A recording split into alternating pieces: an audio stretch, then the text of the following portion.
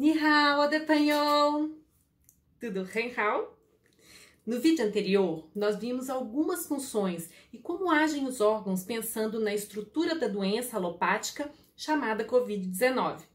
Entendemos através dos 5 elementos como o nosso organismo funciona inteiramente interligado e como os órgãos podem ser afetados energeticamente pelas síndromes causadas dentro dessa doença. Mas e agora, no caso da piora dos sintomas e modificações das síndromes? Como que acontece? Segura aí que eu vou te contar.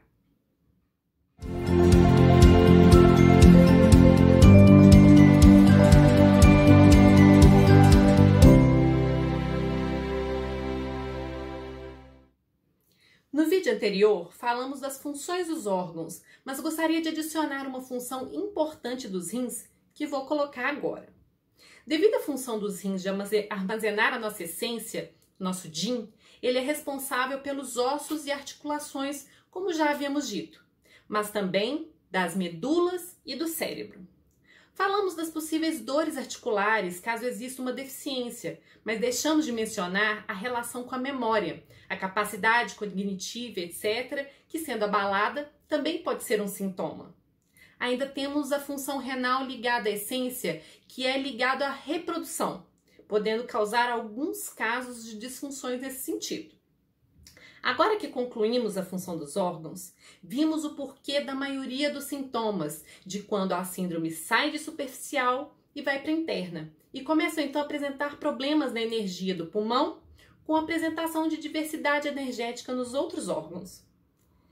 E já vemos então uma mudança sindrômica importante em sua característica e forma. Saiu de superficial e foi para interna, apresentando na sua maioria das vezes como síndrome de Shaoyan, um nível de energia mais interno, ou calor úmido, que obstrui os pulmões com possíveis agravamentos. Nessa fase, o paciente já apresenta na tomografia computadorizada o que se chama de vidro fosco, opacidades dispersas pelo pulmão bilateralmente, que são as marcas pulmonares da pneumonia de Covid, mostrando as lesões do órgão em si. O paciente está com tosse, dificuldade respiratória ou dispneia, fadiga, falta de apetite. Nesse momento, a língua parece vermelha, com saburra grossa amarela, podendo estar inchada, com marcas de dente, e o pulso escorregadio. Nessa fase, o tratamento é transformar a umidade e as estases sanguíneas, desintoxicar, dispersar os pulmões e expulsar os patógenos. A piora desse quadro acontece quando cada vez o pulmão tem menos Qi. Consequentemente, o corpo também fica, e como vimos anteriormente, sem o movimento do Qi, não consegue ter uma boa circulação de sangue, gerando estase. Quanto mais estase, maior obstrução do pulmão. E no corpo como um todo, gerando toxicidade e tendo cada vez mais esforço respiratório. Distensão torácica, apresenta assim cada vez mais opacidades na tomografia, até chegar em massas fibróticas. Nesse caso, já é necessário até respiração assistida.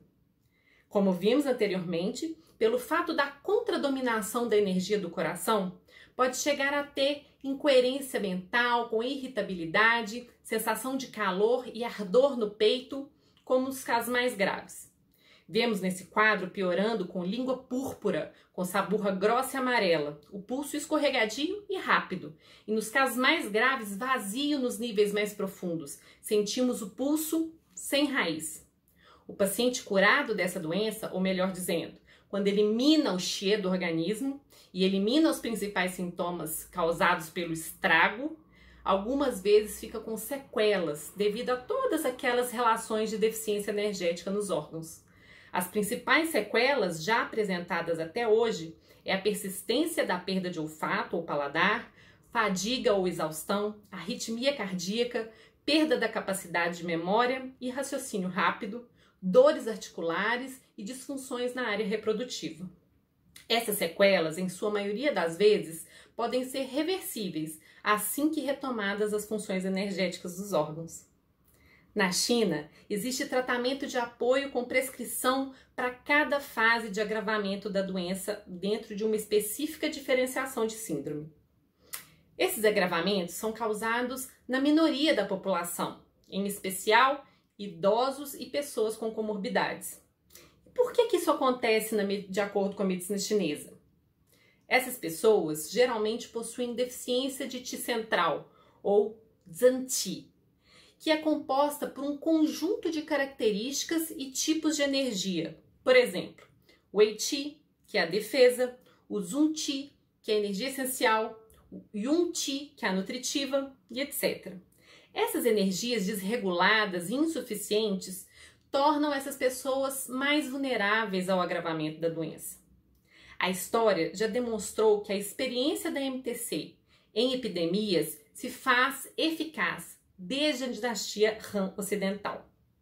Sempre que se apresenta uma epidemia, os profissionais de medicina chinesa estão sempre lutando para promover a saúde e o bem-estar. A medicina chinesa é utilizada dentro dos hospitais junto com aparatos da medicina alopática para que tenham funcionabilidade e sucesso nos tratamentos de forma a usar o melhor de cada medicina. Os tratamentos com a medicina chinesa lá na China em si tiveram relevância e eficácia comprovadas no contexto geral. E aí, Panhou? Conseguiu ter pelo menos uma noção de como funciona uma patologia como a Covid na medicina chinesa? Não é muito legal? Espero que tenham gostado muito e na próxima semana continuaremos falando de Covid. Mas o nosso foco agora vai ser tentar prevenir essa doença. Quem já quer para agora? Levanta a mão! Te espero no próximo vídeo. Zaijian! Tchim, tchim!